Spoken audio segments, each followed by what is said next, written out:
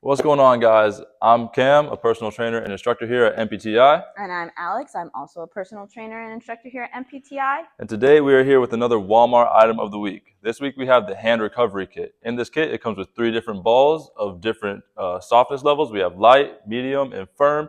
With these balls, you can use them in different ways to help increase circulation and strengthen your hand. Also, you can help with joint pain and it prevents stiffness as well. All right, we're going to go ahead and grab these balls over here and show you guys a few ways you can use them to help them hands strengthen up and be mobile. So this awesome little recovery kit comes with a hand recovery exercise chart, so you can't get confused when you're trying to learn how to use this cool little toolkit.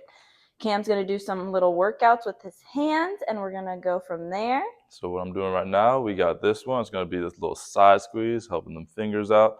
We can also do this, squeezing it with our hands this way, or wrist up, or having our wrist down. Now, if you have a table here, we can also work on our finger extensions like that, getting it all the way in, getting an entire flexed out finger like that as well.